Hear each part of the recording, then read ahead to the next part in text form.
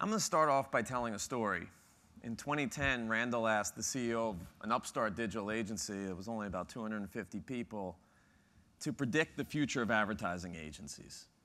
And implicit in that ask, he said, please tell us what it's going to take for agencies to survive over the next 5 to 10 years. Not thrive, but survive. Well, that day, that CEO took a different tact and said, we are on the cusp of the golden age of advertising, and that agencies actually need to play a huge role in helping brands transform in what was sure to be a disruptive era. Well, needless to say, that speech was greeted with a little skepticism, not the least of which because the guy giving it started his career in a Kool-Aid suit. That person is standing up here right now. I've slimmed down a little bit from my red days, but a lot has happened in the last 6 years. My hair's a little grayer, not just because I have 2 teenagers, but our agency's grown 5 times the size. But the more things have changed, the more they've stayed the same. There is still a lot of pessimism about the future of agencies and the role they can make, and I am still equally bullish. And that's because I've seen amazing creativity. If you step back from all the headlines, there has been work for brands that have changed their businesses.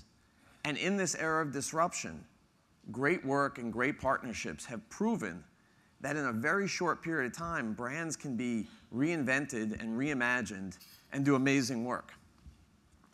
And when you think about this in the context of what's happened on the consumer side, mobile spending up 600%, as Randall said, digital ad spending around 50%. But what's probably more interesting is when I gave the talk in 2010, Instagram and Snapchat didn't even exist. Think about that. Hundreds of millions of users using these services. They didn't even exist back then. And so when I talked in 2010 about brands needing to be digitally led and be channel and tactic agnostic, in the context of what has happened, that has moved way too slow and not universally enough. And when you think about it, most marketing organizations, and certainly not all, but most, and including agencies, still feel very heavily analog because consumers are like, it's the Indy 500. They're going around, and we as an industry are on segways. We're moving, and we're congratulating ourselves, but there's a huge gap.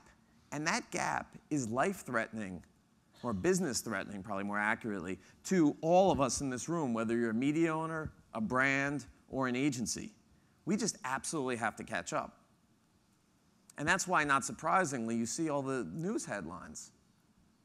I mean, clearly, marketers are waking up and have woken up and said, I'm unhappy with what I'm getting. I'm looking internally at my organization and whether or not I have the right people and I'm organized effectively. By the way, that's the #1 question I get from CMOs. Am I organized internally correctly? Do I have the right people? And then they're looking externally at the partners, agencies most notably, and saying, do I have the right agency partners? And I think clearly, more often than not right now, they're saying, I don't. And that's why we're seeing a tidal wave of reviews. And we're seeing holding companies saying, how do I reinvent the model? Maybe I don't blow up the old agencies, but how do I create bespoke agencies? Deborah talked about this, and McDonald's clearly has taken advantage of that.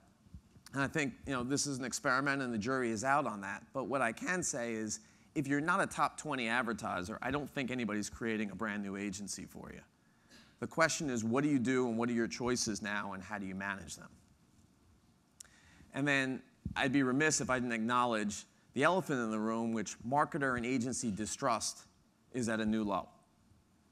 So when you think about what's happened in the consumer landscape, and you think about what's happening in the marketing landscape, we can't all help feel like Matt Damon in the movie The Martian. You're kind of stranded out there. You're navigating a landscape that has no roads and no maps. And the question is, what do you do now? And I think when you look out there, there is both amazing peril, but there's also amazing promise for marketers who can figure out what to do and how to get the right partners. But make no mistake, this is a very complex environment.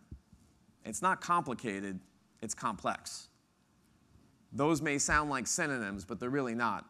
Building an airplane is incredibly complicated. I don't know the first thing about it, but Boeing does. and they can build a 747 the same way over and over and over again. Marketing doesn't work like that. It's much more like a political campaign. You're not quite sure the result you're going to get just because you do something the same way.